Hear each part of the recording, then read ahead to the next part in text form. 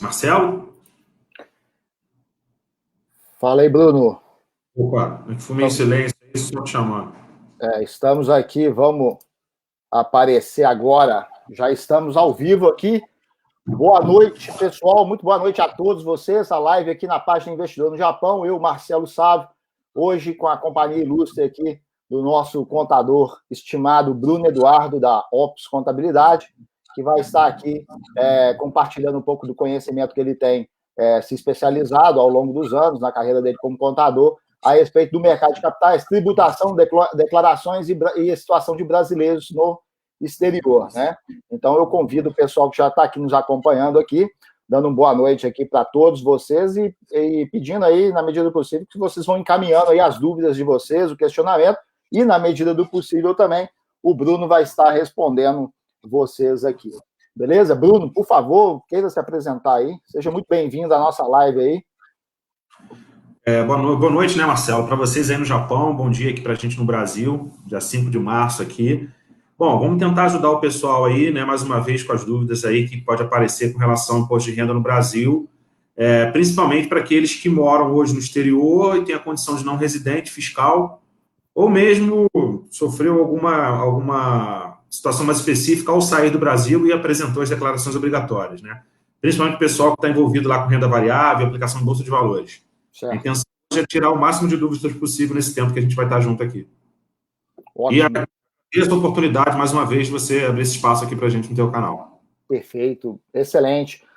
Pessoal, vamos fazendo os questionamentos aí, vou enviando os questionamentos. Eu já tenho alguns questionamentos aqui, Bruno, que já me foram enviados anteriormente.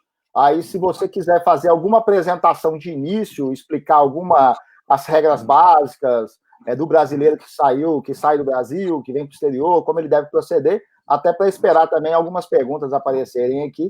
E você que sabe, se quiser eu já lanço a pergunta, se você quiser. É importante, vou começar introduzindo o assunto aqui, Marcelo, porque é importante, eu tenho sido muito procurado, acabou sendo uma coisa meio que natural, né? A Bolsa de Valores no Brasil, ela popularizou muito nos últimos 2 anos, né? É um investimento que... dobrou em 2019, né? Dobrou de investidores a pessoa física. Exatamente.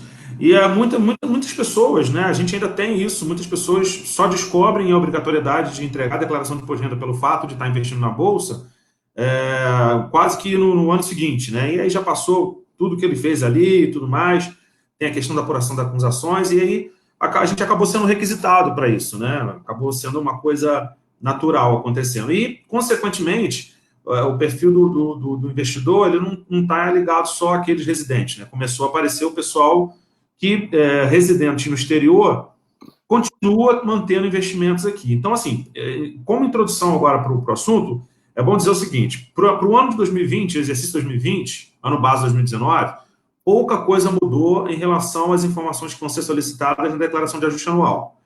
Sim. Talvez a principal delas, as principais, na verdade, eu ressalto aqui, destaco, que é a restituição do imposto, que aí eu vou entrar no mérito disso um pouco mais para frente, que deixou de ser em 7 parcelas e passou a ser em 5.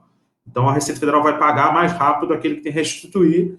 E uma outra coisa muito importante, essa eu considero bem importante, foi que deixou de ser dedutível a contribuição previdenciária para empregado doméstico, né? Talvez o teu público não se aplique em nenhum desses 2 casos, eu vou explicar mais para frente a situação específica nesse sentido, mas essas foram as mudanças mais relevantes que aconteceram agora para o ano base 2019 com o imposto de renda, né? Sim. A largada foi dada a partir do dia 2 de março, segunda-feira dessa semana, já está sendo possível a entrega. Quem entregar antes vai restituir antes, né? E vai até o dia 30 de abril. Quem está obrigado, via de regra, a entregar a declaração do imposto de renda aqui no Brasil, agora, exercício 2020? As pessoas que tiveram um rendimento tributável acima de R$ 28.559,70, é um valor quebradinho aí, mas ainda é o mesmo, né, do ano passado, né? É exatamente o mesmo do ano passado, não se mudou. Rendimentos tributáveis, né? Quem tem rendimentos isentos acima de R$ 40.000, que também está obrigado. Quem possui patrimônio total, né? Aí engloba tudo, né? Bens móveis, imóveis, aplicação financeira, investimento em bolsa, que somem no total acima de 300 mil, posição essa em 31/12 passado, né? Certo. Quem investiu em bolsa de valores, não importa se entrou e saiu, Entrou uma vez, comprou no mercado fracionário R$ 1 de ação lá, está obrigado. Já tem que declarar, né? Então o cara fez uma operação, comprou uma ação, teve um Joesley Day na vida, caiu as ações dele, ele apavorou, vendeu no outro dia, falou: esse negócio de bolsa não é comigo, já tem que declarar, né? Tem que declarar. Essa condição isoladamente já obriga o investidor a declarar. Mesmo não recebendo, não tendo uma renda tributável, que é aquela de 28.559,70, né? Obrigado. Exatamente. Mesmo não tendo renda tributável e nem rendimento isento acima de 40 mil. Por que isso? Né? Na verdade, o mercado de renda variável, como ele dispõe de uma apuração específica para fins de ganho, né? A Receita Federal, o que ela faz? Ela entende que se o cara entrou ali e não apresentou um prejuízo, ela pode ter tido ganho. Se não teve ganho, pode ter tido imposto a recolher, caso não tenha dentro do limite dos R$ 20 mil. Então, isso fica suscetível à malha fina até travar o CPF da pessoa na Receita Federal. Uhum. As condições. E a última condição é quem se tornou residente no país, voltou, né? Se eventualmente entregou declaração de saída definitiva, comunicação de saída definitiva em períodos anteriores e no ano de 2019 retornou ao Brasil. Então, essas são as condições obrigatórias que, comparada do ano passado, não mudou, continua a mesma coisa. Então, assim, o que eu acho importante a gente iniciar essa conversa aqui, esse bate-papo, Marcelo, falando sobre a condição do brasileiro no exterior que se legalizou. Ou seja, o cara saiu do Brasil, né, entregou a declaração de saída definitiva e a comunicação de saída definitiva. Vamos agora só especificar com relação às duas declarações, a finalidade de cada uma delas. Ô Bruno, só um momento. Pessoal, prestem atenção nisso que o Bruno vai falar. Ele vai falar sobre dois tipos de declaração que o brasileiro que sai do Brasil, vem para o exterior, né? No caso, ele tem que apresentar duas declarações oficialmente para quem vai manter investimentos no Brasil. Presta atenção que essa parte é muito importante. Volta e meia eu recebo questionamento sobre esse tipo de assunto, Bruno. Por isso que eu estou fazendo essa ressalva antes de você se pronunciar. Por favor. Sim. Eu vou explicar porque o que acontece. Essa realmente gera muita dúvida, essa questão da comunicação da saída definitiva. Não vou lembrar de cabeça agora, Marcela, peço perdão, mas tem um prazo lá definido na legislação, se eu não me engano, 200 e poucos dias que a pessoa se mantém do lado de fora do país para se configurar a saída definitiva sem ela retornar ao país, né, nesse intervalo de tempo. O que acontece em relação a isso? O brasileiro vai sair de forma definitiva do Brasil, né, vai tentar a vida fora do país, né, trabalho assalariado, enfim, vai tentar de alguma forma viver fora do país. Se ele entrega regularmente a declaração do imposto de renda, né, ou seja, se ele era um brasileiro residente, contribuinte ou não do imposto, mas reunia uma ou outras condições que o obrigavam a entregar a declaração do imposto de renda, no ano de saída, né, ele tem que entregar a declaração de saída definitiva. Para que serve essa declaração? Essa declaração é como se fosse uma declaração de ajuste final. Ele pega todos os rendimentos que ele teve no ano, tributáveis, isentos, de aplicação financeira, rendimento de trabalho assalariado, lucro de empresa, enfim. Reúne toda aquela informação como se fosse uma declaração normal, regular, só que ele marca que é uma declaração de saída definitiva. Ele vai fazer ali como se fosse uma declaração de baixa de residente fiscal. E diz o seguinte: Receita, estou indo embora do país, mas estou cumprindo aqui o meu papel de cidadão contribuinte, estou dizendo para você qual é a minha condição ao sair do país. Nesse caso, como ele vai deixar de ter rendimento aqui, a princípio, né, pensar, tudo certo, tudo resolvido. Se ele tem patrimônio, carro, imóvel, conta, aplicação financeira, ele vai apresentar tudo isso na declaração lá na parte de bens e direitos. Beleza, fez isso, entregou, vida resolvida. A Receita Federal entendeu, a partir daquele momento, que esse CPF é de um brasileiro não residente a partir de então. Então, ou seja, não vai mais exigir dele a entrega regular da declaração de imposto de renda até que ele retorne na condição de residente fiscal. A declaração de imposto de renda, a declaração de saída definitiva do país, não isenta, não elimina o fato dele precisar entregar a outra declaração, que é a comunicação de saída definitiva do Brasil. A finalidade dessa segunda declaração já é distinta da primeira. Ao passo que a primeira você define a sua posição patrimonial e a posição de rendimentos até a data da saída, né, e fecha a porta e vai embora, a segunda é necessária para quê? Para informar a Receita Federal se caso você manteve rendimentos no Brasil, de qualquer ordem, eu vou exemplificar aqui, dizer para a Receita Federal, olha, eu estou me ausentando do Brasil, mas eu mantenho rendimentos no país. Eu recebo aluguel, eu recebo rendimento de aplicação financeira, eu recebo de renda fixa, eu recebo juros sobre capital próprio, eu recebo rendimento no ganho de capital de venda de ações, enfim. E aí que a coisa começa a ficar um pouco complicada. Por quê? Sim. A legislação brasileira, que quando o brasileiro sai do país e diz que está indo, não vai ter mais rendimentos aqui a título do salário do rendimento do trabalho assalariado, mas mantém, por exemplo, um aluguel. Vou falar um exemplo mais simples que é o aluguel. O que a Receita Federal requer? Ela quer a parte dela desse rendimento. Ela não vai abrir mão disso. O rendimento do aluguel é um rendimento tributável, por exemplo. Então, o que o contribuinte tem que fazer? Tem que nomear um procurador aqui no país, nessa mesma comunicação, né, que vai ser a pessoa que vai responder por ele aqui no país, caso a Receita Federal o requisite. Né? E dizer lá o seguinte, olha, eu tenho uma fonte pagadora, que é um CPF tal, é um CNPJ tal, que me paga regularmente, a título de aluguel, o valor X.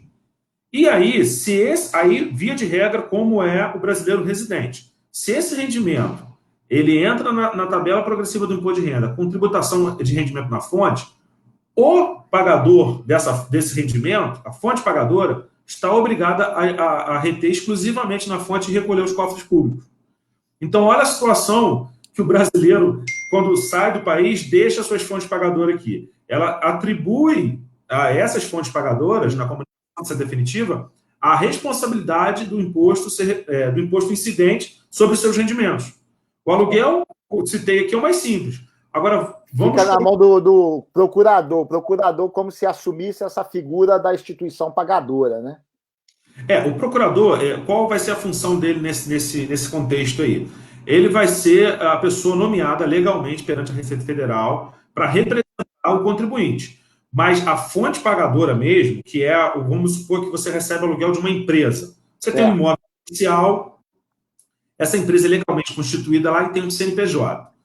Via de regra, se você recolhe o imposto de renda para fins...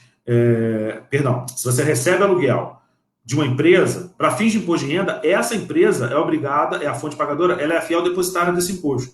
Sim. Ela tem que fazer o cálculo, descontar no pagamento do aluguel e recolher os cofres públicos.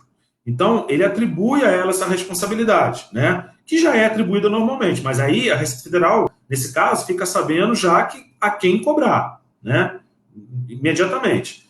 Se for uma pessoa física que paga o aluguel, por exemplo, essa pessoa física, o recebedor tem a opção de fazer o pagamento do rendimento tributável no ajuste, no final do ano, ou através do carnê-leão. Mas a Receita Federal vai tributar exclusivamente na fonte, uma vez que esse cara está fora, né, não é mais residente, o pagamento de aluguel através dessa fonte pagadora. E para o nosso caso aqui, que é o assunto que a gente está discutindo, rendimento de aplicações financeiras ou rendimento de ações na venda e tudo mais. Aí que a situação começa a ficar um pouco mais complexa para o brasileiro, que aí eu acredito que seja o caso de muitos que a gente tem aí.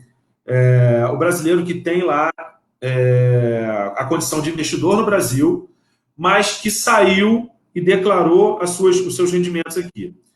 Qual é a condição que as corretoras hoje colocam aqui no Brasil? Por elas terem essa obrigação perante a legislação brasileira de ser o fiel depositário do imposto e tributar exclusivamente na fonte o pagamento dos rendimentos, elas acabam se sentindo desconfortáveis, né, se é que a gente pode chamar assim, dessa situação. Então, elas começam a inviabilizar a situação do brasileiro não residente no exterior. Inviabilizar de que forma? Umas nem aceitam que o brasileiro abra conta, porque a partir do momento que ele entregou a declaração de saída definitiva, ela tem acesso a essa informação, por meio de cruzamento de informação com a Receita Federal. Certo. Isso é o primeiro momento. Basta cadastrar um CPF numa conta de banco corretora hoje, eles já sabem sua situação cadastral já automaticamente.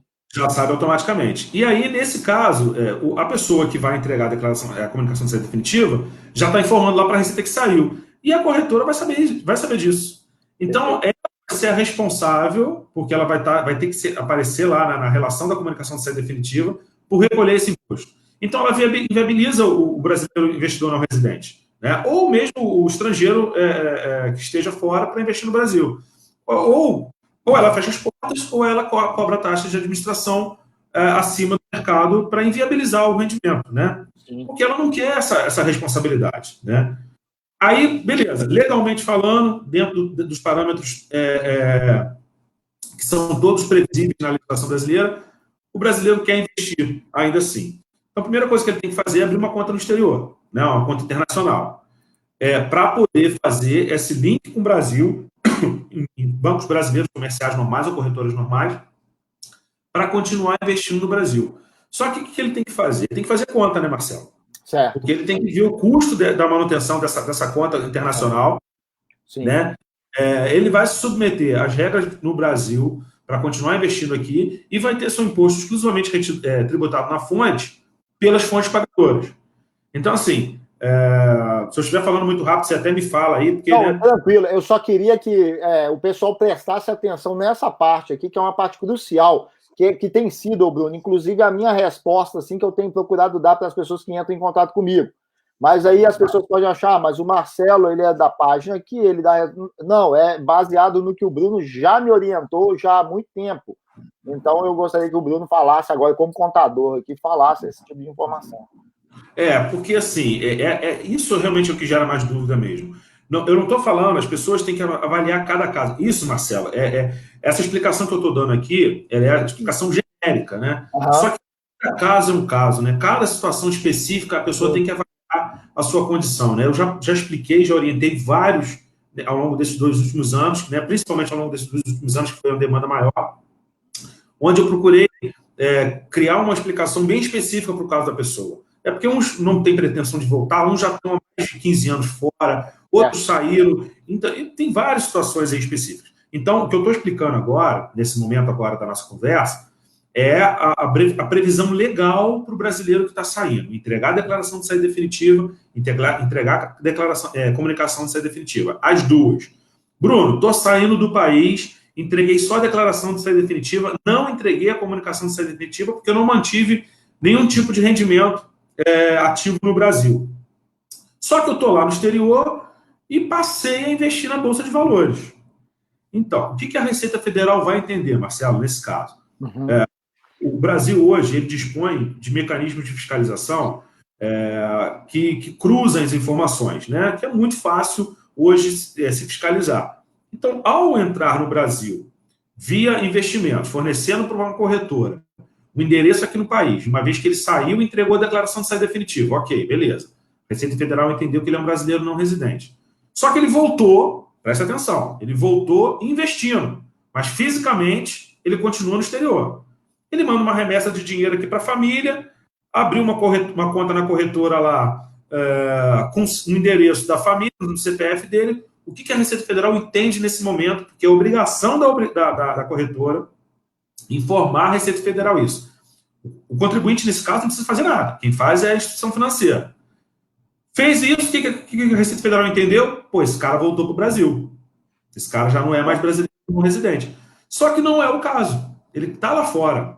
O que ele está fazendo? Ele pegou uma reserva de dinheiro que ele tem, do trabalho assalariado dele no Japão, principalmente, que é o nosso público principal aqui, e remete para a família, ou faz uma remessa lá aqui diretamente para a corretora e faz esse aporte de investimento. Compra ações, compra fundo de investimento imobiliário, compra fundo de investimento em ações, diversifica ali, renda fixa, blá, blá, blá, vai aquela coisa toda. Pronto. Criou um relacionamento com corretora no Brasil.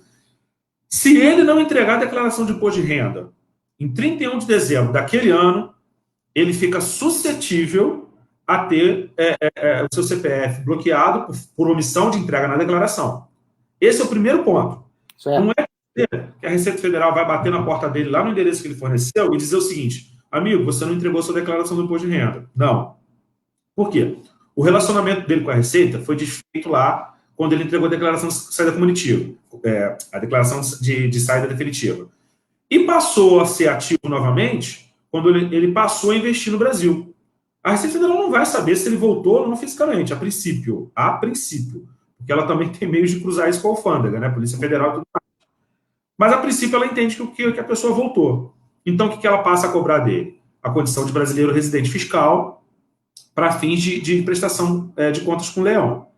E aí que a gente começa, Marcelo, aí eu já começo a entrar no caminho mesmo da realidade da grande maioria, que, nesse exemplo que eu dei, foi o cara que entregou a declaração de saída definitiva. Mas a gente tem muitos casos que, ao deixar o Brasil, a pessoa não reunia condições de entregar a declaração e não entregou a declaração de saída definitiva. Nunca entregou declaração de forma alguma e não se viu assim, obrigado, pensou, até por desconhecimento, muitas vezes, Sim. Como já não encaminhava, ganhava pouco no Brasil, ou às vezes era sustentado pelos pais, era estudante quando saiu do Brasil, né? Não entregava a declaração tradicionalmente, então não se viu, digamos assim, obrigado a entregar a declaração de saída definitiva, né? É muito Isso aí. E a maioria dos casos é esse. A pessoa sai do Brasil, não reunia nenhuma condição que o obrigava a entregar a declaração normal, regular. Então, ao longo da sua vida, nunca entregou a declaração de imposto de renda. E foi para o Japão. Está lá no Japão 15 anos. Desses 15 anos, vou botar aqui o prazo prescricional. Porque, como eu falei, tem vários casos, mas eu vou citar aqui talvez um mais extremo. O cara começou a investir, a gente está ainda no base 2019, 19, 18, 17, 16, 15. O cara começou a investir lá em 2015. Né? Saiu e começou a investir lá em 2015. Investe, fez aporte, e o perfil dele é trader. Vamos colocar que ele não faz compra e venda, não é buy and hold, é trader. Comprou 2015, aportou 2016, aportou 2017, 18, 19. E criou um patrimônio no Brasil com relação à evolução patrimonial com investimentos. Sim. O que as pessoas muito questionam. O fato dele fazer isso já bloqueia o CPF? Não, eu não posso afirmar. Essa mensuração é muito difícil a gente afirmar. O que eu costumo dizer sempre aos contribuintes que me perguntam, me questionam sobre o risco de a Receita Federal imputar a ele algum tipo de sanção pelo fato dele estar irregular, é a seguinte: a Receita Federal dispõe de praticamente todas as informações financeiras suas, movimentadas banco, movimentadas cartão de crédito, movimentadas alfândega, corretoras de valores, mas nem sempre ele faz uso delas. Entendeu? O mecanismo de fiscalização que a Receita Federal dispõe no Brasil é altamente robotizado. Né? A inteligência artificial está trabalhando em favor da fiscalização. Então, como é que funciona isso? Né? Isso é um processo, né? Uma esteira, a gente pensar numa fábrica, é uma esteira que vai passando os CPFs todos ali. Esse robô ele é definido por parâmetros para definir operações discrepantes dentro de um perfil pré-determinado. Quando alguém cai ali na amostragem dele, ou que de fato tenha havido uma movimentação muito discrepante, ele vai chamar aquele CPF ali. Aí ele vai verificar, esse cara nunca entregou a declaração de imposto de renda. O que a gente faz? Bloqueia o CPF dele. Por quê? Porque ele está omisso na entrega de declaração, porque ele investe durante os últimos 5 anos e ele nunca entregou a declaração de imposto de renda. Então, quando ele bloqueia o CPF dele, ele começa a ter problemas com crédito no Brasil, com a corretora. Não consegue abrir uma nova conta, não consegue abrir uma conta corretora, uma conta no banco digital, porque já vai cruzar as informações todas. Né? Exatamente. Ele começa a ter problemas de relacionamento com instituições financeiras, principalmente no Brasil. Ô, Bruno, você me dá uma licença, uma coisa que eu tenho orientado o pessoal aqui, até em algumas lives, já anunciando essa live de hoje, orientando que as pessoas, às vezes, já têm a conta no Brasil, ela não faz declaração, já tem uma conta aberta num banco digital, conseguiu abrir à distância, uma conta aberta numa corretora, e está transacionando lá, fazendo transferência de recursos de um para o outro e fazendo os seus aportes, as suas compras. Porém, o CPF dessa pessoa, embora ela consiga fazer as movimentações nas contas que ela já tem aberta, o CPF pode estar pendente de regularização, né? Então, existe esse caso também. Já está pendente de regularização, a Receita já está de olho e ela está achando que está tudo bom, porque nas contas que ela mantém atualmente, ela consegue fazer as movimentações tranquilamente. Aí eu tenho orientado até o pessoal, apesar de a gente fora do Brasil, eu não sei porque o site da Receita tem um trabalho para você conseguir acessar o site deles, eu tenho falado pro pessoal para colocar lá, tentar dar uma consultada na situação cadastral do CPF, né? Sim, sim. Tem aparecido esses casos assim, você falou muito bem. Existem CPFs pendentes de regularização. Você falou, o acesso para consulta dessa situação cadastral do CPF é simples. No site da Receita, lá você vai emitir CPF pendente de regularização, CPF bloqueado, CPF com alguma situação. Qual é o caminho para a pessoa regularizar isso? Né? Ele tem que descobrir o porquê, qual é o motivo que ele está com o CPF com pendência para regularização. Como ele está fora do país, ele não vai ter acesso a uma agência da Receita Federal. Então, a gente tem no Brasil o ambiente virtual do contribuinte chamado ECAC. O que ele precisa fazer? Ele precisa criar um código de acesso para ele, gerar um código de acesso. Se ele entrega a declaração de imposto de renda, é simples, né? outro caso específico, como eu falei, a gente vai falando e os casos vão aparecendo. Vai entregar o número dos últimos recibos, muito fácil, ele gera um código de acesso e consegue acessar esse ECAC para ele ver lá o meu IRPF lá e ver toda a situação que ele tem de relacionamento com a Receita. Isso para quem declara. Para quem não declara, o que ele precisa fazer? Só tem uma alternativa. Ele precisa fazer essa consulta através de uma procuração eletrônica.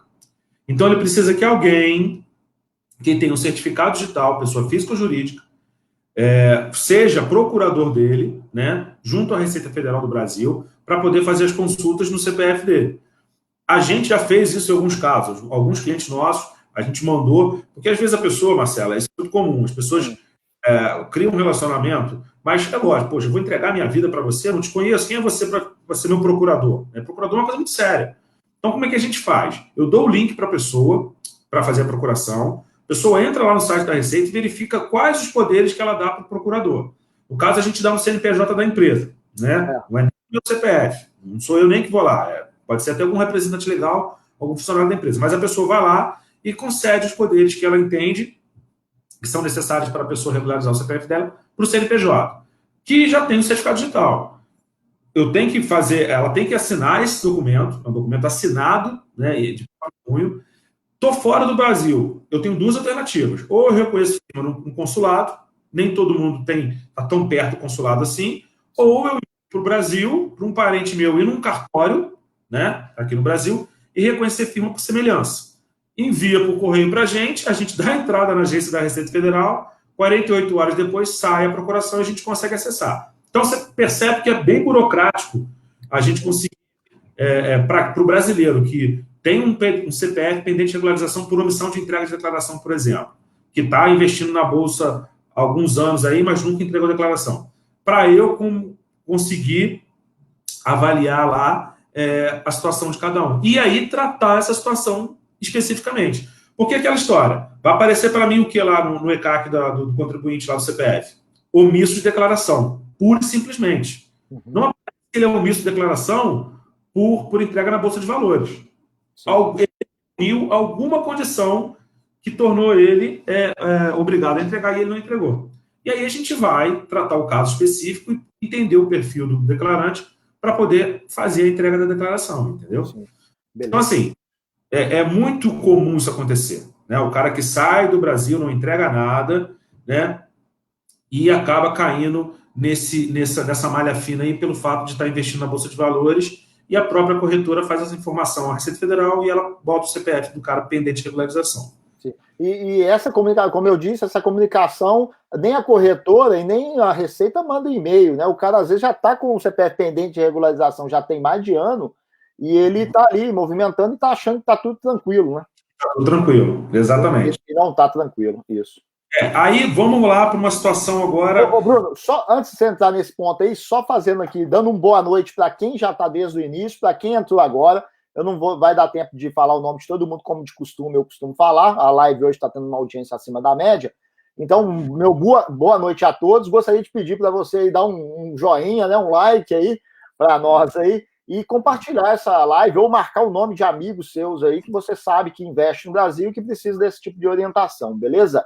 Muito obrigado a todos vocês aí, dá uma força para nós aí, que o comentário e os likes ajudam aí o Facebook a divulgar isso de forma orgânica aí nas redes sociais, porque é uma informação de utilidade pública também, né? Não diz respeito só aí questão de ganhar dinheiro, deixar de ganhar dinheiro, e sim de utilidade pública também para o brasileiro que está no exterior. Muito obrigado a todos. Bruno, por favor, pode continuar. Então vamos lá, Marcelo. Agora vamos falar agora com relação ao fato de ter entregue a declaração de ser definitiva e o cara querer continuar investindo no Brasil, né? A forma regular pronta. O que ele precisa fazer? O Brasil e o Japão têm um acordo de não bitributação, né? É um acordo já bem firmado, já de anos. Acho que é 1976, não? Década de 70, perdão. Bem antigo. 1976. Tem mais de 40 anos aí. Então, como é que funciona esse acordo de não bitributação? E aí, qual é a primeira condição que o brasileiro precisa ter para usufruir da não bitributação entre Japão, ou seja, o salário que ele ganha no Japão ser tributado lá e não ser tributado no Brasil, ele precisa entregar essas duas declarações, a declaração de saída definitiva e a comunicação de saída definitiva. Só que aí a gente começa a entrar na sinuca de bico, né? Começa a entrar numa situação um pouco mais complicada. Se é condição para ele usufruir da não bitributação no Brasil, ou seja, só ser tributado de acordo com as leis japonesas, com o seu regimento de trabalho assalariado, e não ser tributado no Brasil, se é a entrega da declaração de saída definitiva e a comunicação de saída definitiva, ele já começa a ter problemas com a finalidade, que eu acredito que seja maior do nosso público hoje, que é continuar investindo no Brasil. Por quê? Porque as corretoras inviabilizam o brasileiro não residente investidor. Fecha as portas, simplesmente não aceita, ou, quando aceita, cobra taxas de administração acima da média. Essa taxa, deixa eu só... eu já me informei que essa taxa das corretoras, quando o cara entregou a declaração para a Receita e a comunicação, mostrando que tem investimentos e vai continuar manuseando, aí, como você disse, ele já cai num regime diferenciado, que a própria corretora, até para o nosso público compreender, aqui no Japão, Bruno, eu não sei se eu já tinha compartilhado essa informação com você, aqui a pessoa física, por exemplo, que vai investir na Bolsa de Valores, ela, no momento que ela faz o cadastro na corretora de valores aqui, ela já pode optar pelo modelo de conta chamado Tokutei Koza, que é uma conta específica, na qual você terceiriza todo esse procedimento de arrecadação de impostos sobre lucros e dividendos, e a declaração anual, a chamada declaração de ajuste, você terceiriza isso tudo para a corretora, coisa que as corretoras brasileiras não possuem isso, né? Além de você ter também um programa de isenção do governo aqui e tal, que não vem o caso agora a gente comentar. Mas no Brasil também existe essa forma de você terceirizar para a corretora,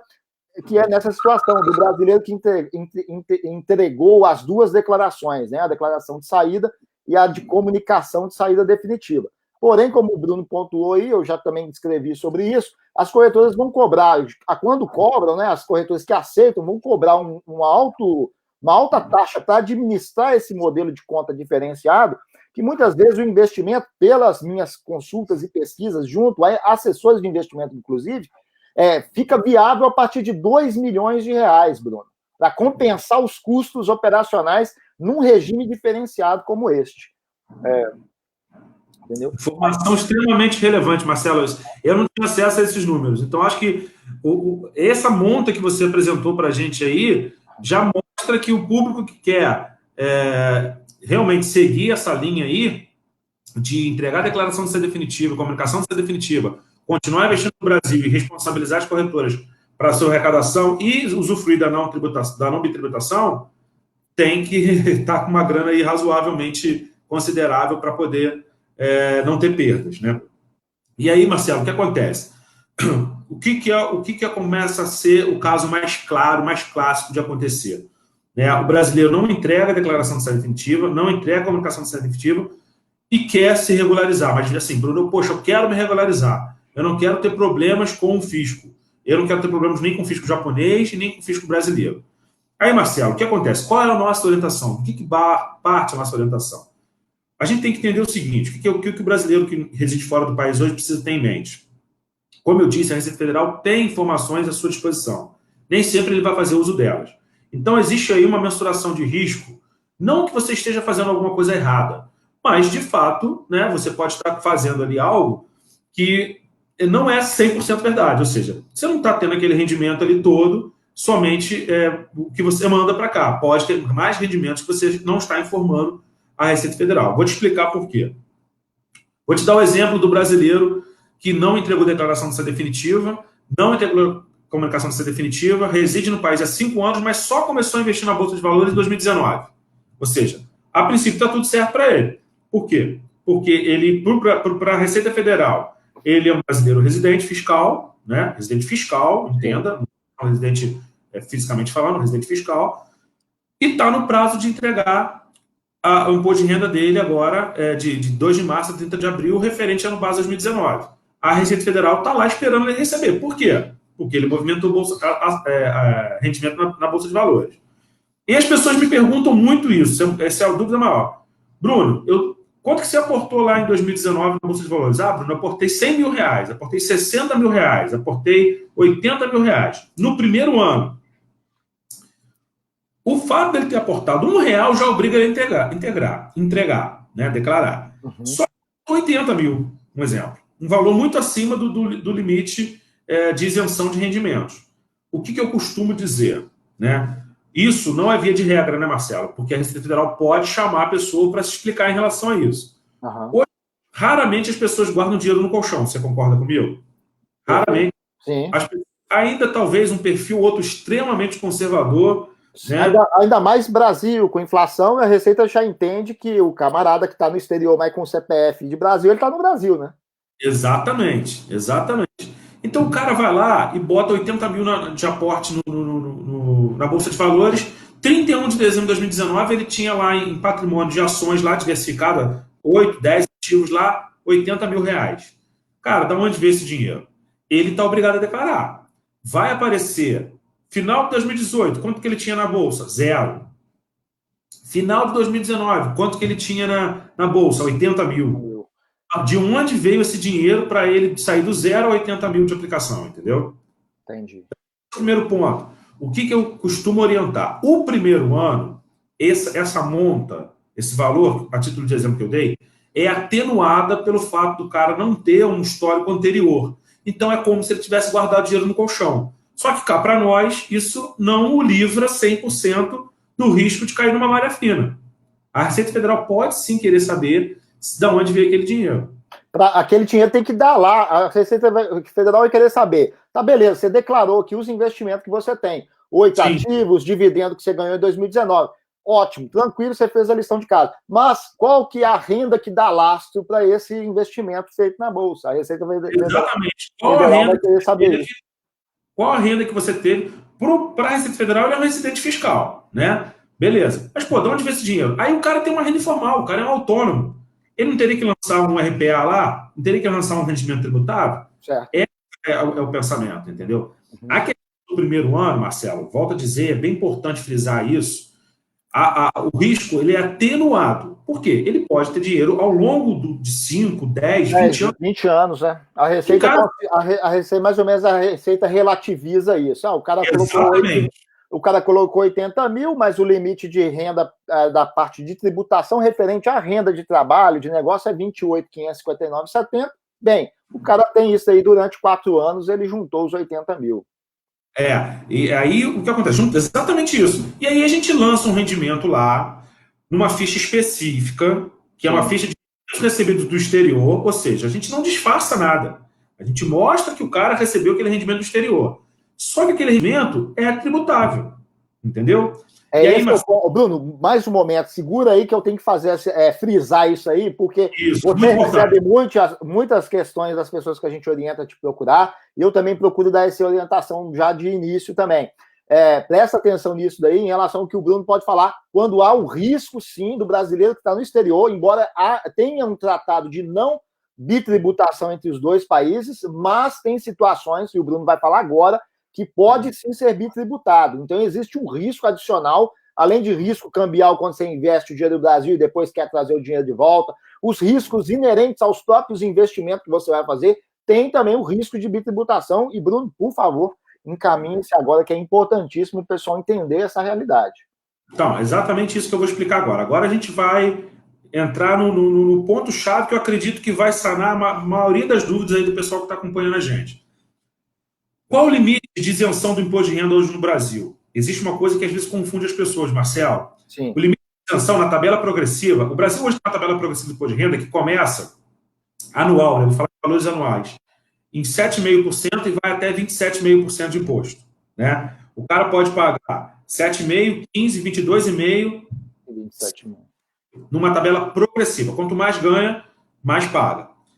Qual é o limite para o cara ficar fora dessa tabela, não pagar imposto nenhum? O limite, Marcelo, está na casa dos 22 mil reais. Hoje, o rendimento trabalhado assalariado mensal, que não alcança imposto de renda, é R$ 1.903. Essa tabela ela está congelada desde abril de 2015. Então, a gente tem aí, vamos fechar agora, 5 anos que a tabela não é reajustada. Ela mais de 100% defasada comparada com a inflação no Brasil. Sim. Hoje, pra você ter ideia, se ela fosse atualizada com valores reais de inflação, até R$ 3.500 a pessoa não pagaria imposto de renda no Brasil, recebimento mensal. Isso daria um lastro muito legal para o nosso caso aqui do Investimor. Só que hoje a nossa realidade é diferente. Aí entenda, quem está obrigado a entregar a declaração? Rendimento tributável a partir de R$ 28.559,70. Só que, a partir de 22 mil, entre 22 e 28, ele já paga imposto de renda. Olha como é que a Receita Federal é astuta, né? Olha como é que o fisco brasileiro é inteligente. Ele não obriga o cara que tem retenção na fonte, que recebe entre 22 e 28, a entregar a declaração de imposto de renda. Ele não está obrigado. O que acontece? Olha só como é que faz. A empresa, eu vou chegar no mérito para você entender, tá? Só estou fazendo uma introduçãozinha que é importante. Perfeito. A empresa paga o rendimento salariado do trabalhador lá. Ele recebe anualmente acima de 22 mil. Ele recebe 27 mil reais, a título de exemplo. Ele vai ter imposto de renda retido na fonte, porque ele está acima da faixa de isenção. Ele vai pagar 7,5, dependendo, vai pagar 15 lá. A Receita Federal come esse dinheiro pela fonte pagadora no recebimento do cara, do contribuinte. Só que se ele não entregar a declaração de imposto de renda, a Receita Federal não precisa restituir ele esse valor. Então, por quê? Porque ele não está obrigado a entregar, ele só está obrigado a partir de 28 mil. Certo. Então é o seguinte, vamos deixar bem claro isso. Limite de isenção para não pagar imposto de renda, na casa dos 22 mil e pouco lá, 22.500. Obrigatoriedade de entregar imposto de renda, 28 mil. Só para o povo não confundir, esses limites que o Bruno está falando, de 28.559,70 e 22 mil e tal, isso daí é em relação a uma renda, eventual renda de salário e tal. A declaração de ativo, investiu, igual o Bruno falou, investiu R$100 em fundos imobiliários, já é obrigado a declarar, independente, né, do valor. Investiu em bolsa já é obrigado a declarar. O que ele está pontuando agora é um lance importante relacionado ao dinheiro que você envia para investir no Brasil, né? O montante que chega no Brasil. E agora eu vou entrar na explicação que eu acho que vai ficar bem claro para todo mundo. O que a Receita Federal vê hoje, Marcelo? O que ela fiscaliza hoje? Ela fiscaliza na declaração de ajuste anual, que a gente entrega março e abril de cada ano, referente ao ano anterior, a evolução patrimonial de cada um, entendeu? Ele vai e entrega, final de dezembro de 2018, tem uma posição lá de bens e direitos. Final de 2019, tem outra posição de bens e direitos. Quem faz a declaração de imposto de renda tem que fazer uma compilação de valores onde vai apresentar a evolução patrimonial. Por exemplo, uma diminuição de dívida significa diminuição de evolução patrimonial. Por quê? Se ele pagou uma dívida, ele tirou o dinheiro de algum lugar para pagar essa dívida. Agora, se aumentou a dívida, ele pegou um recurso, aí aumentou o lastro dele na evolução patrimonial. Deu lastro para ele. Certo. Então, essa explicação, cara, ela pode parecer um pouco difícil de se entender, mas eu vou tentar ser o mais didático possível. Então, o que a Receita Federal hoje vê? Evolução patrimonial. 31 de dezembro de um ano, 31 de dezembro do outro. Vou dar um exemplo de 2019. Se ele aumentou com bens e direitos ali, a Receita Federal vai querer saber de onde veio esse dinheiro para você aumentar isso aí. Aí a gente cai na situação dos nossos amigos aí que estão residentes... Da onde veio o dinheiro para investir na Bolsa? Da onde veio o dinheiro para investir na Bolsa? Perfeito. Se o cara não tinha nada e passou a ter 80 mil no primeiro ano, atenua-se pelo fato de ser primeiro ano, pode ter dinheiro guardado no colchão. Exato. No segundo ano, ele já tem um histórico criado. Então, qual é a nossa orientação, Marcelo, para o cara não ser bitributado? Ele só aportar no Brasil dentro do limite de isenção do imposto de renda previsto na tabela, que é hoje na casa dos 22 mil reais. Pessoal, então entenda isso aí, Bruno. Repete novamente para nós aí. Novamente. O cara não ter o risco de ser bitributado, cair na malha fina, depois ter problemas com a evolução dos investimentos. Isso, ele não tem o risco de ser bitributado. Ele aportar dinheiro em bolsa de valores, em corretora de imóveis, que não ultrapasse 22 mil entre janeiro de um ano e dezembro desse mesmo ano. Isso para quê? Para ficar dentro do limite de isenção e não ser tributado na declaração de imposto de renda que ele vai entregar em março e abril. Por quê? Porque ele está obrigado a entregar, uma vez que ele entregou na Bolsa de Valores. Show de bola. Isso aí é uma informação, Bruno, desculpa até te interromper, é uma informação valiosíssima. Depois nós vamos deixar aqui o contato do Bruno Eduardo, você pode entrar em contato com ele, contar o seu caso, a sua história, se você tem um atenuante por ter começado a investir em 2019, ou se os seus investimentos é de mais tempo e tal, entre em contato com o Bruno, que ele vai ver o caso a caso. mas de forma geral ele está dando uma informação valiosíssima até para a pessoa, o investidor, o cara que está trabalhando aqui, está fazendo seu sacrifício, ele mensurar riscos, né, Bruno? Porque você é contador da área de finanças também, você sabe que é importantíssimo para o investidor saber mensurar riscos e traçar cenários também para ele poder considerar outras formas de investimento, exato? Exatamente. E aí, Marcelo, quando a gente fala esse limite de 22 mil, não é dizer ali, então beleza, eu vou investir, eu vou botar R$ 1.500 por mês, vai dar R$ 18.000 lá, Bruno. Estou mandando R$ 1.500 por mês, dá R$ 18.000. Tá tudo certo, tá tudo tranquilo, não tem problema nenhum. Bom, primeiro ponto. Além desses rendimentos tributários, que a gente vai lançar uma ficha específica da declaração chamada rendimentos recebidos no exterior, ele eventualmente pode ter tido outros rendimentos ao longo do ano. Tributação exclusiva de renda fixa, juros sobre capital próprio, receita de dividendos. Tudo isso, Marcelo, soma essa declaração dele para poder não comparar lá com a evolução patrimonial, comparar com a evolução patrimonial e ter lastro, entendeu? Todos os rendimentos na declaração são suficientes para isso. Só que, mais uma vez, o que é importante a gente entender? Muita gente que faz imposto de renda não se preocupa com isso. Acha que é só informar se comprou o carro, se comprou uma casa. Eu estou falando em termos gerais. Ele não se preocupa com o lastro de caixa dele. O brasileiro hoje, vou te dar um exemplo. O cara assalariado ganha R$ 2.000 por mês. Cara, ele tem R$ 2.000 formal na carteira e tem R$ 2.000 informal de serviço que ele faz de fora e não tem declaração formal. A Receita Federal vai querer saber de onde veio esse dinheiro.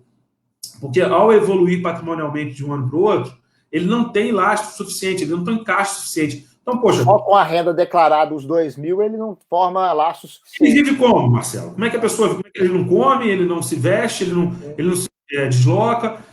Isso, o importante é a gente frisar aqui, cara, que a Receita Federal hoje, atualmente, não fiscaliza relações de consumo, tá? Para fins de declaração de imposto de renda.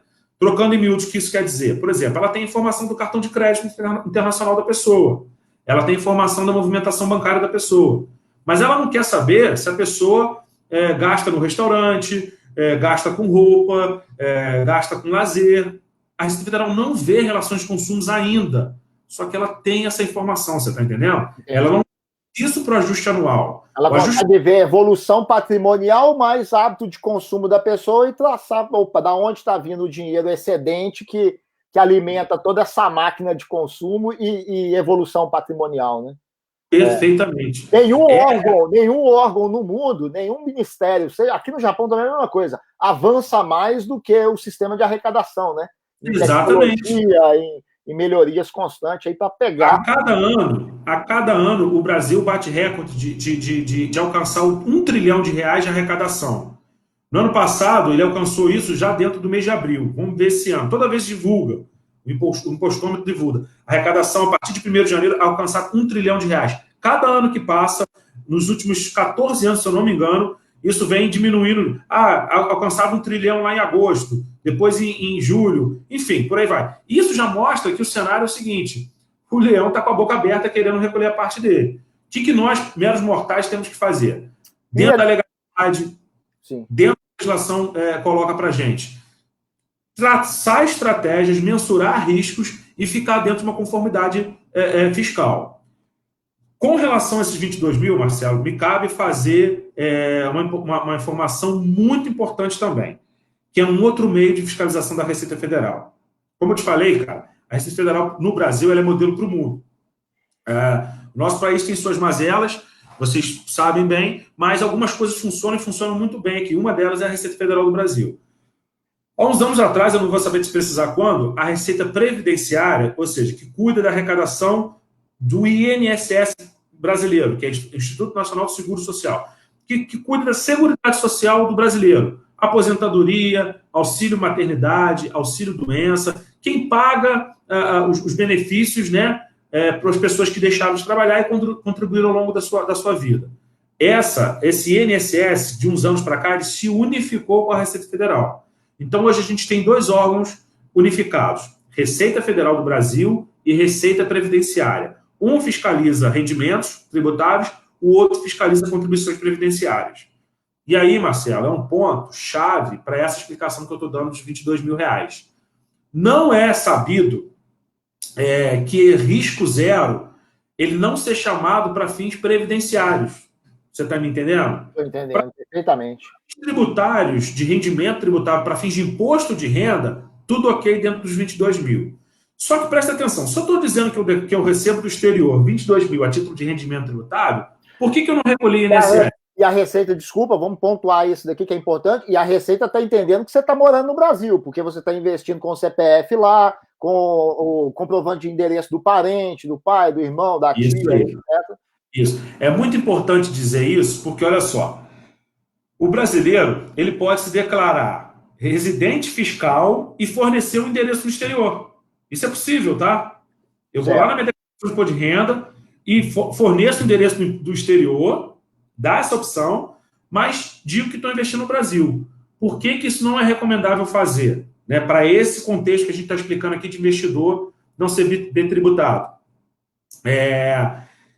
Se ele fizer isso aí, né, tá lá no exterior, colocou lá os 22 mil reais, dinheiro é remetido de fora do país, ficou dentro do limite de isenção do imposto de renda ali, só que ele pode ser, cara, tributado na Receita Previdenciária.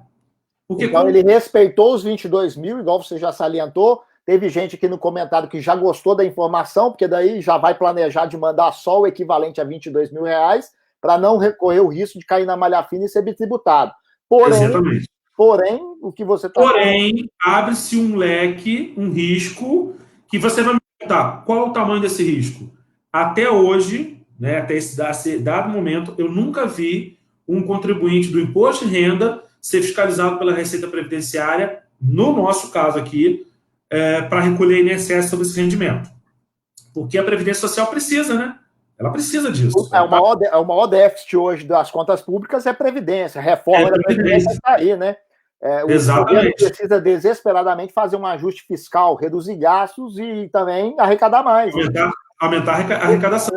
Porque a população economicamente ativa atualmente é a que banca os aposentados. Né?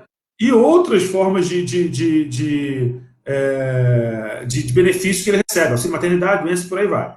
Então, assim, é importante frisar isso, que não dá para dizer que tá tudo 100% certo, com a Receita Federal ok, para fins de imposto de renda. Agora, para fins previdenciários, pode haver um risco aí que é difícil da gente mensurar em relação à questão de ser chamado para recolher o INSS sobre isso, entendeu?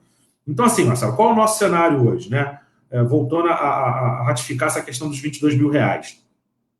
Limite de isenção do imposto de renda dentro da tabela progressiva. Justificativa de evolução patrimonial de um ano para o outro, com aportes de ordens diversas no mercado de investimentos, né? Mercado de renda variável, renda fixa e tudo mais, que não ultrapasse 22 mil e o que eu possa justificar a situação ali de evolução patrimonial dentro de um rendimento que não é tributado, entendeu? Se a pessoa, Bruno, poxa, eu já tive o primeiro caso lá do primeiro ano, ok, entendi, atenuado. No segundo ano eu ultrapassei os 22 mil. Aportei lá 40 mil reais de imposto de renda. Eu corro o risco de ser bitributado? Aí, Marcelo, como é que funciona isso? A declaração de imposto de renda no Brasil, ela é independente e autônoma. O que quer dizer isso? Você vai contratar um profissional de contabilidade para fazer? Vamos supor que você contrate o Bruno para fazer a sua declaração de imposto de renda. Eu sou responsável pelas informações, vou cuidar dela durante 5 anos, que é o prazo prescricional, vou ter todo o zelo, profissionalismo e a responsabilidade que a contratação de serviço me requer. Só que eu não sou o responsável técnico pela declaração, porque não existe isso no Brasil. Não é necessário você ter um CRC, que é o meu registro profissional, para entregar uma declaração. Eu entrego em nome da pessoa, mas o declarante é a pessoa. Então, a declaração é autônoma e independente. Eu vou orientá-la. Então, nesse caso, o cara investiu 40 mil reais, evoluiu de patrimônio 40 mil reais. Bom, Bruno, se eu declarar 40 mil reais de renda para dar suporte para essa evolução patrimonial, o que vai acontecer? Eu vou estar pagando imposto. Sim, você vai estar pagando imposto. Ô, Bruno, dá uma luz aí nessa situação. Eu vou até colocar, tá dentro do que você está falando aí, só para não perder, deixa eu colocar um caso hipotético, vamos falar hipoteticamente. Sim, aqui. Hipoteticamente. Vamos lá. A relação iene real ficou muito favorável, e o brasileiro que está aqui me acompanhando aqui sabe muito bem disso. Eu conheço já a cotação, acompanho diariamente cotação e das moedas. Ela ficou muito. Quanto é o iene hoje, Marcelo? Um iene hoje está em torno de 0,04 centavos, né? Então, ou R$ 1 está em torno de 24 ienes, por exemplo. Desde agosto de 2015, a relação tem caído bem abaixo da média histórica aí, né? E atualmente, este ano, bateu a relação das duas moedas. Para você ter ideia, o real nunca teve tão depreciado como este ano, batendo as mínimas históricas agora em relação ao iene. Então, o que eu quero dizer? Dos últimos 4 anos, tem se tornado, assim, digamos, pelo menos em relação a câmbio, não em relação a poder de compra de muitas coisas no Brasil, porque você sabe que você acompanha isso, evolução de preço dos ativos brasileiros, imóveis, por exemplo, subiu demasiadamente. Mas em relação à moeda, ao câmbio ali, a conversão, digamos, burra, né, que não é o adequado de fazer, mas ela tem se tornado muito favorável. E, a partir de 2016, tem educadores financeiros, a Bolsa Brasileira tem experimentado aí uma expansão de 2016 para cá com a saída da ex-presidente, aquela coisa toda que você bem conhece. Então, isso tem chamado muita atenção do brasileiro que estava aqui, não sabia formas de investimento. A gente tem um trabalho aqui tentando desmistificar formas de investir no Japão também, mas o brasileiro, enfim, não sabia, se sentia mais seguro também por acompanhar educadores financeiros do Brasil e tal, e começou a fazer. Aí eu vou colocar o caso hipotético. O cara começou em 2016 mandando ienes, 2016, 2017, 2018, só que aqui ele tem um salário que é uma média fixa, então ele conseguiu manter aqui um aporte fixo dele aí mensalmente, de forma que 2016 ele aportou R$80 mil, 2017, R$90 mil, 2018, R$90 mil de novo, 2019, R$100 mil, porque o câmbio foi ficando cada vez mais favorável. Então, uma média aí que vai de 80 a 100, R$90 mil, né? Durante os 4 anos.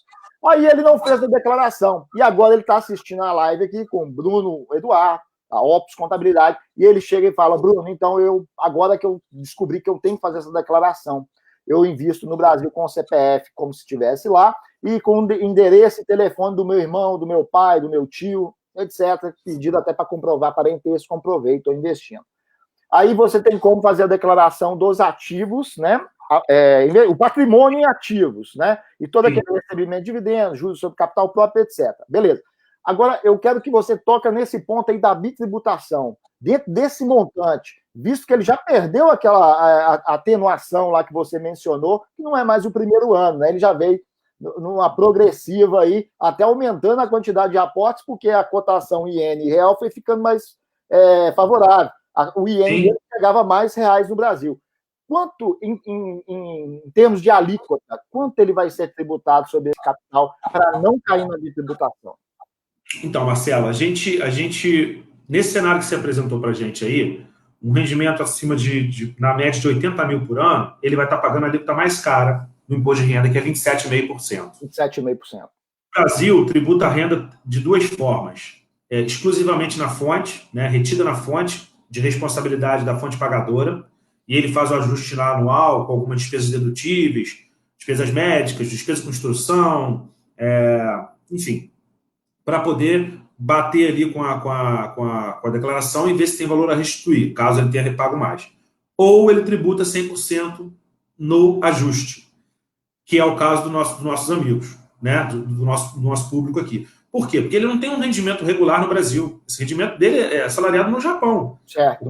Fazer um ajuste é declarar um rendimento tal simplesmente para justificar a evolução patrimonial com investimentos. Então, se ele evoluiu patrimonialmente na média dos últimos 4 anos, por exemplo, no exemplo que você deu, 90 mil reais. 90 mil reais, ele já ultrapassou em muito o limite de isenção da tabela progressiva, que é 22. E aí vamos botar assim que ele queira correr o risco. Bruno, declara aí um mínimo de rendimento que fique dentro da faixa de isenção para eu não ser tributado no ajuste. Aí eu faço isso, declaro para ele aqui, ele me orienta. Lembrando que a declaração é autônoma, né? No nome da pessoa. Independente. Orienta. Autônoma e independente. Eu falei, eu não sou um responsável técnico para fazer a declaração. Eu sou um entendedor do assunto que vai orientá-lo ele de acordo com a legislação brasileira. Só que eu não sou um responsável técnico. A declaração de imposto de renda não precisa lá. Responsabilidade técnica. Bruno Eduardo Oliveira, CRC número tal. Não é igual uma construção que o engenheiro tem que assinar ali, dando na responsabilidade técnica. Se o prédio cair, a pessoa vai em cima do engenheiro. Mas o morador do prédio pediu para abrir uma janela aqui onde tem uma viga. Não é assim, dessa forma que funciona. A declaração de responsabilidade do declarante lá, do CPF declarante. Aí ele pede para lançar só 22 mil reais. Só que ficou com lastro aí faltando de 60 mil, por exemplo, 60, 70 mil de evolução patrimonial sem justificativa de lastro. Entrega a declaração a si mesmo. Risco, esse aí é fácil mensurar. Dificilmente, né, quase que impossível dele não cair em malha fina. Porque aí naquela história que eu falei do robozinho... Ele está pedindo para cair na malha fina. Está pedindo para cair na malha fina. Porque naquele robozinho ali ele vai ver uma movimentação muito discrepante. Certo. Porque a Receita vai entender o seguinte, poxa, de onde veio esse dinheiro, além dos 22 mil que ele declarou, para ele ter evoluído patrimonialmente 80 mil reais por ano, entendeu? E aí, de fato, ele vai, em cair na malha fina, ele vai ter que lançar aquilo ali como uma denúncia espontânea, né, de renda não tributável, no ajuste, e retificar a declaração tributária. E aí, cara, ele vai ter que pagar o imposto retroativo desse período. E aí todo aquele ganho que ele queria ter com os rendimentos vai por água abaixo aí com esse imposto que foi cobrado dele nesse período. Entendeu? Bruno, então vamos, só para recapitular e o pessoal entender, vamos lá. O cara investiu no Brasil pensando em investir e ele vai ficar aqui eternamente no Japão, ele não pensa em ir embora, mas visualizou uma chance, porque ouviu que a Bolsa Brasileira ia explodir e o real estava ficando barato, compensou. Ele investiu no Brasil, perfeito? Essa é a ideia aí. Aí, como ele excedeu no valor, ele já vai ser bitributado em 27,5% sobre aquele capital alocado em Brasil, então.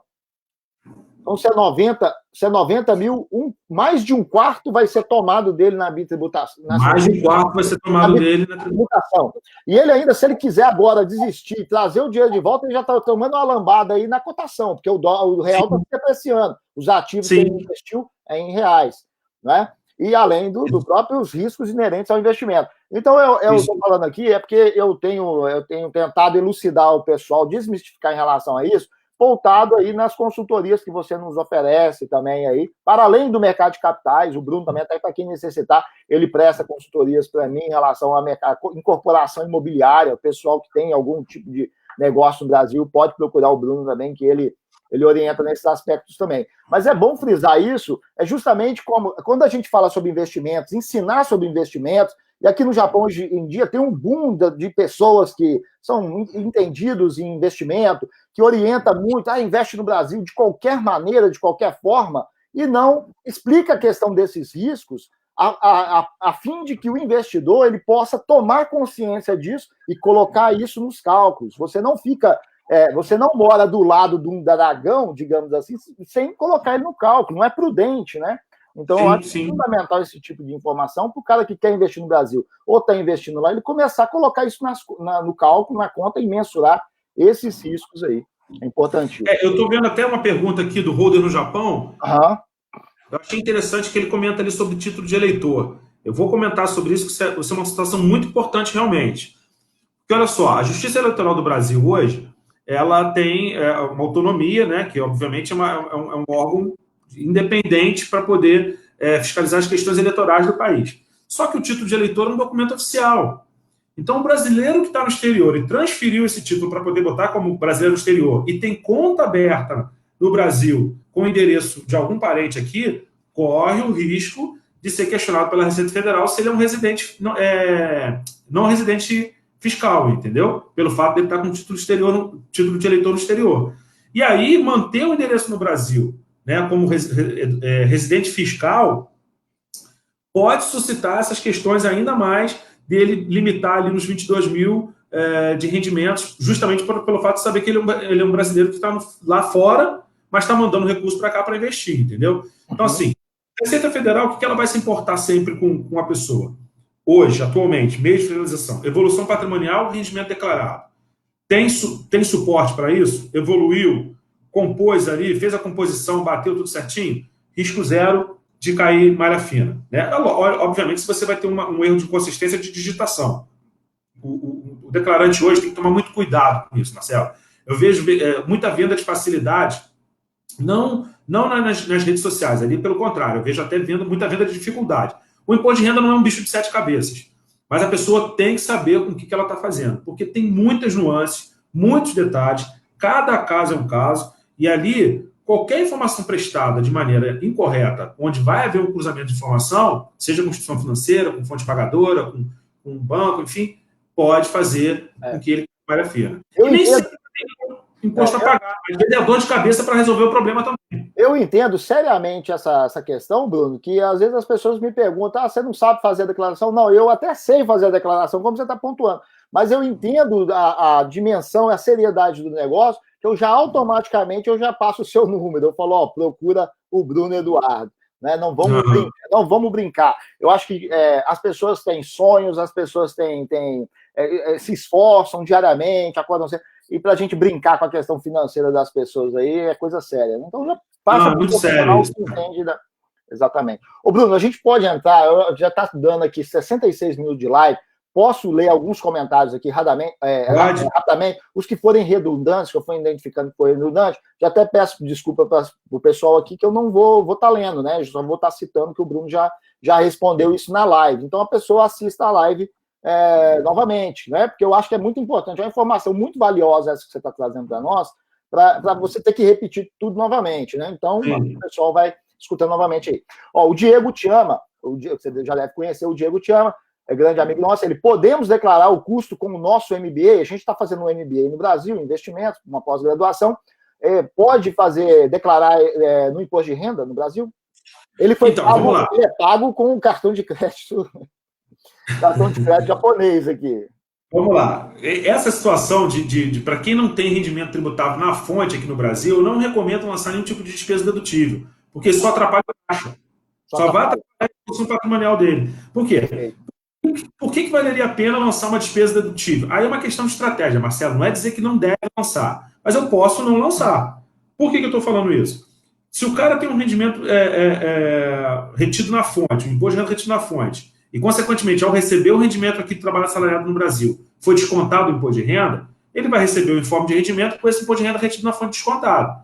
Pode tentar reavê-lo na declaração de ajuste, que é essa que a gente entrega anualmente entre março e abril. Como ele consegue fazer isso? Lançando despesas dedutíveis. O MBA, por exemplo, é um curso possível, um curso de especialização que está dentro do rol de despesas dedutíveis. Mas os rendimentos que a gente declara para os investidores não residentes não é rendimento com retenção na fonte. É rendimento tributado na declaração de ajuste anual. Então, o MBA vai acontecer o quê? Vai atrapalhar o fluxo. Sim, vai atrapalhar. Entendi. Se fosse tributado na fonte, beleza, você coloca porque vai ter uma devolução. Como não é o rendimento, o ganho, né, o que você tem que declarar, beleza, está compreendido aí, eu acho que o Diego compreendeu tranquilamente. Alexandre BTV, gostaria de saber se um não residente pode investir em fundos de investimento. Já foi colocado aí na live também, né? Pode investir, respeitando sempre o limite de evolução patrimonial dentro dos 22 mil para não ser bitributado. Se ele quiser ser certo. Fundos de investimento caem na mesma situação de produtos negociados em bolsa, ETFs, fundos imobiliários e ações. Sim, na mesma situação. Perfeito. A Ludmila Riga, previdência privada, valor abaixo desse tributável, precisa declarar? Previdência privada é sempre bom declarar. Primeiro porque se ela teve resgate ali, dependendo da modalidade, ela pode reaver o imposto de renda retido na fonte que ela vai ter retido no pagamento do rendimento. Mas ela não cai na mesma situação do que o Diego colocou, da declaração do MBA? Sim, porque ela não tem imposto retido na fonte. Ela não tem imposto retido na fonte de rendimento de trabalho assalariado, né? Aí, no caso da previdência privada, fica a mesma escolha do MBA, declarar ou não declarar. Se ela manteve ali o aporte, se ela está na condição de não residente, melhor que ela não declare, entendeu? Para não atrapalhar o fluxo de investimentos dela lá. Exato. Então, o que o Bruno está querendo resumir nos dois casos, tanto do MBA como no caso da Ludmila, é o seguinte: não arrume mais problemas para atrapalhar aí a sua declaração. Deixa ela mais enxuta possível, né? Beleza. Mais ou menos por aí. A pergunta do Paulo Raman. Bom dia, Bruno. Ele está no Brasil, boa noite, Marcelo. Não, eu acho que ele está no Japão mesmo. Bom dia, Bruno, boa noite, Marcelo. Eu fiz declaração de saída definitiva em 2018. Em 2019, sem buscar informações, eu comecei a investir em renda variável. Quais as implicações que podem ocorrer sobre os meus investimentos? Eu vi informações que eu não poderia aplicar em investimentos no Brasil, sendo não residente. Como regularizar a minha situação? Volto em breve para o Brasil. Então, ele já se denunciou como um residente fiscal. Quando ele se entregou a declaração de saída definitiva em 2018 e começou em 2019, a Receita Federal entende que ele voltou para o Brasil e está investindo. Então, o que ele tem que fazer? Tem que entregar a declaração de ajuste normal agora, entre março e abril agora de 2020 com relação ao período de 2019 que ele investiu, entendeu? No caso dele é atenuado, porque só é um ano e não se sabe também o valor que ele aportou, ele não declarou. Exatamente, não se sabe o valor que ele aportou, atenua-se pelo fato de ser o primeiro ano, entendeu? Show de bola, beleza. Vamos vamos passando rápido. A Ludmilla, ela colocou o lance da Previdência Privada VGBL, mas você já falou que não compete muito a declaração, porque ela não tem o imposto declarado, não tem imposto de renda descontado em fonte lá, pagadora no Brasil, né? Então, beleza. Sim. Boa noite, pessoal que está aqui, vamos lá. O Alexandre BTV de novo. No meu caso, saí em 2015 do Brasil e não dei saída definitiva. Gostaria de saber se posso investir em ações ou fundos de ações. É a mesma coisa que o Bruno já percorreu a live explicando, que você tem que mensurar os riscos aí de bitributação, você ceder um valor anual e pode até também ter a questão da tributação previdenciária, né, Bruno? Exatamente. É uma novidade aí que a gente andou pesquisando e é bom alertar para esse caso, entendeu? Mas fica dentro da explicação central da nossa live aqui, que é o Show de bola. Vamos lá, o Caio Minoro, grande Caio. Digamos que eu tenha comprado um terreno no Brasil no valor de R$80 mil, pago financiado R$2 mil por mês, não fiz saída definitiva e não faço declaração de renda. Vou ter problema quando terminar de pagar?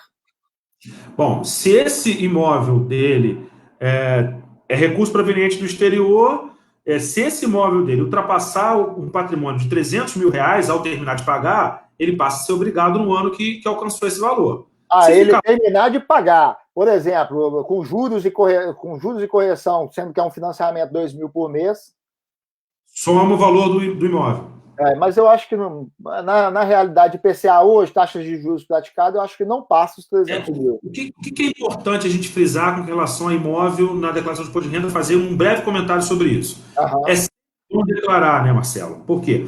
Mesmo que, se for o único imóvel, ele vai gozar de algumas isenções de imposto sobre ganho de capital.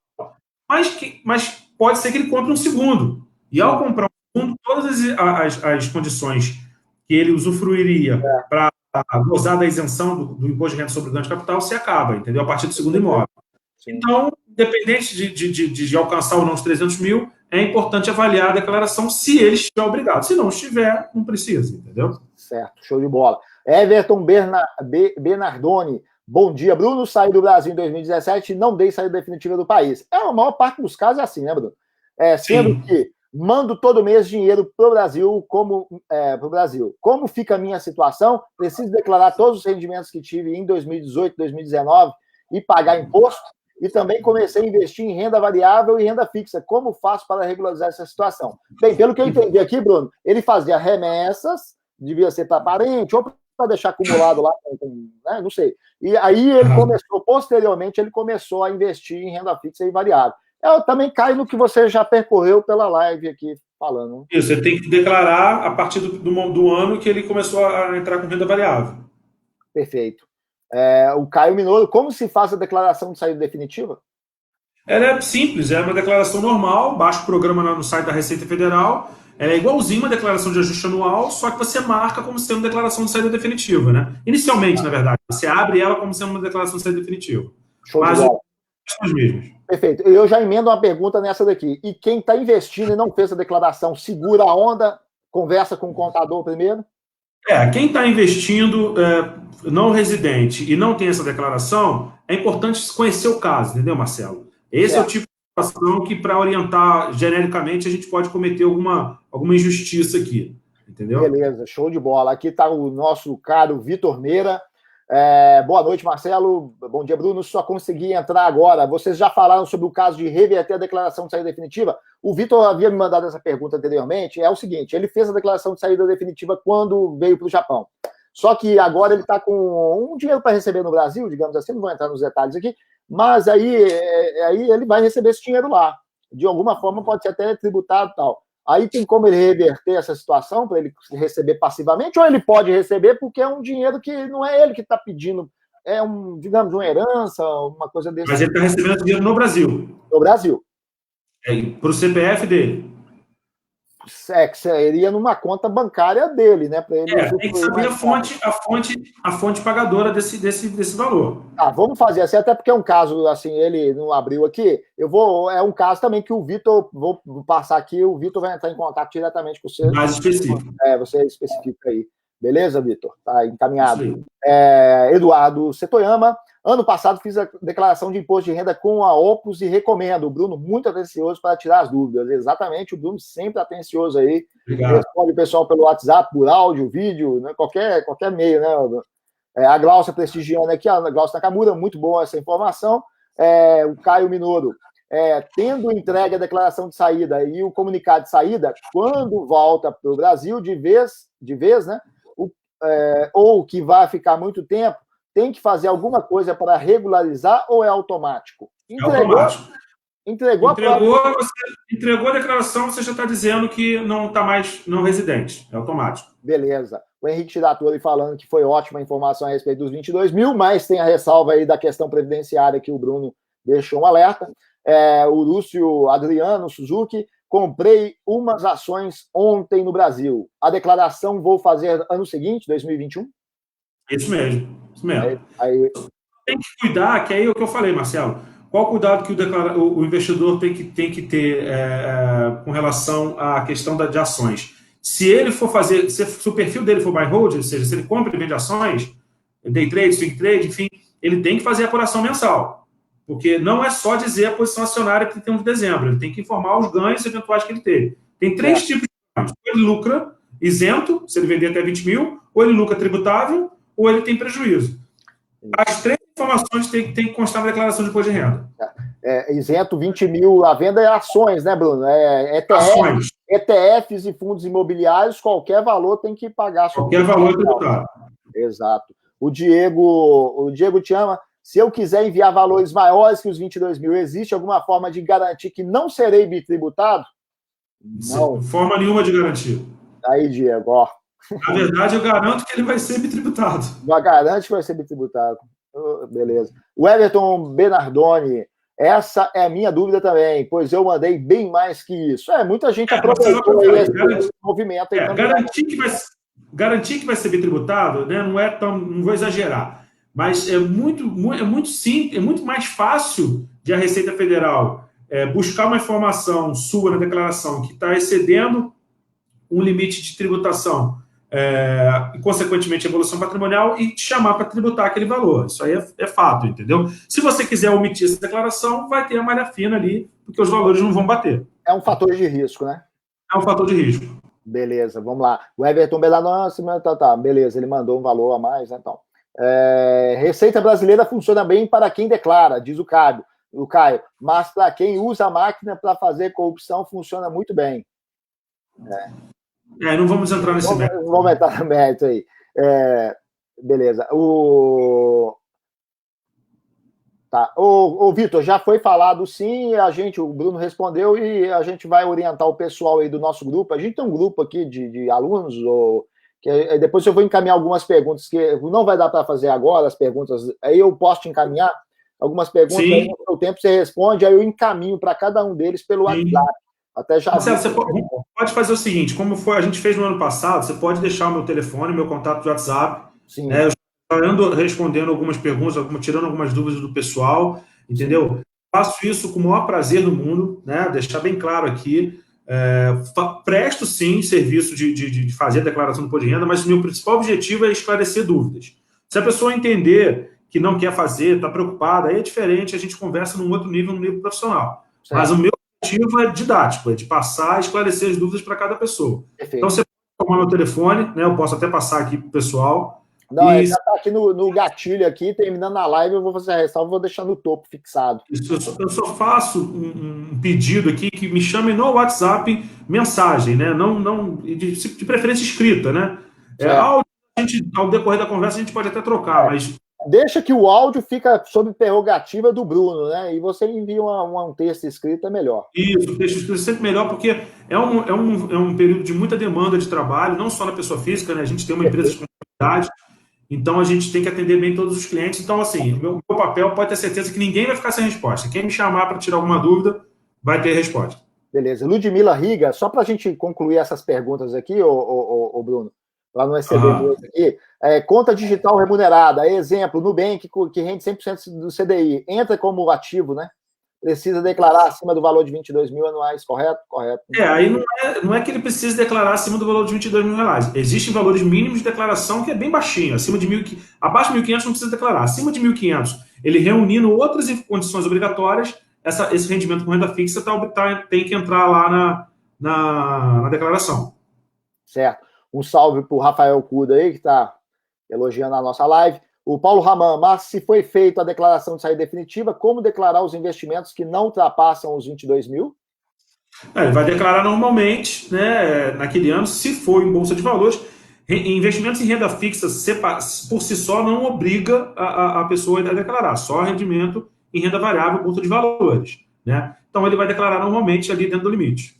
Beleza. Rafael Cuda, a gente vai deixar aqui vamos deixar no comentário, vamos deixar fixado na descrição do vídeo aqui, vai ficar amplamente divulgado para não ter dúvida. O contato do Bruno Eduardo. Ludmila Riga, por favor, também vamos passar o contato do Bruno. Pode ficar aí. O contato do Bruno não vai ser. Semana passada, teve um problema de falta de abastecimento de papel higiênico no Japão, Bruno. Não sei se você ficou sabendo. Não fiquei sabendo. Não, esse problema não vai ter com o contato do Bruno. Nós vamos abastecer o contato do Bruno aqui. Né? Não, aqui foi feito. Por conta do coronavírus. Por conta do coronavírus, voltou aqui. Até ontem voltou a voltar no mercado perto de casa aqui. Rafael Souza. Há a possibilidade de comunicar a Receita Federal dos nossos rendimentos aqui no Japão, visando não ser bitributado? Existe. Mas para isso ele tem que entregar a declaração de saída definitiva e a comunicação de saída definitiva. E aí tem que ter o caso dele específico. Qual a necessidade? Aí cai naquele lance aí tem que ver com a corretora, porque a corretora vai te colocar num regime diferenciado e se ela te aceitar, vai te lascar uma taxa de administração também diferenciada, que, a meu ver, só compensa acima de 1,5 milhão a 2 milhões de reais. É isso aí. Não, o acordo o Rafael Souza, o acordo de não bitributação não vai valer para esses casos do cara que usa CPF como se estivesse no Brasil, né? E no caso vai valer pro oficialmente declarado como não residente no Brasil, só que cai nesse lance que a gente falou aí, de cair num regime diferenciado e ter uma taxa de administração salgada. Vamos deixar aqui, Lucimar, vamos deixar o contato do Bruno. Do que vale o acordo de bitributação para quem investe em renda variável, se você tiver acima de 1 milhão? Isso cai nesse problema aí, entendeu? Sim. Beleza. O restante, o Elton Coraz, eu acho que é a última pergunta aqui. Qual seria a alíquota para rendimentos acima de 22 mil? Qual seria a é uma alíquota progressiva, né? Começa em 7,5% e vai até 27,5%. Esse 7,5% tem assim até um valor para ser 7,5%? Eu não vou saber te falar de cabeça aqui agora, mas eu acho que está aí, começa em 22 mil, não vou saber te falar de cabeça, mas na Receita Federal, o site da Receita Federal tem essa tabela aí, fácil, entendeu? Mas na internet acha, depois a gente pode disponibilizar ela aqui também na página aqui, sobre essa questão aí. Isso aí. Beleza. 7,5 vai até 27,5. Isso. Aí o Lúcio aqui, a última pergunta mesmo, até para a gente não exceder mais aqui, Bruno, tem algum site que mostra que estamos devendo para a Receita? Tem. Então, aí o ideal é fazer a consulta cadastral do CPF, vai no Google, né, consulta o CPF Receita Federal do Brasil.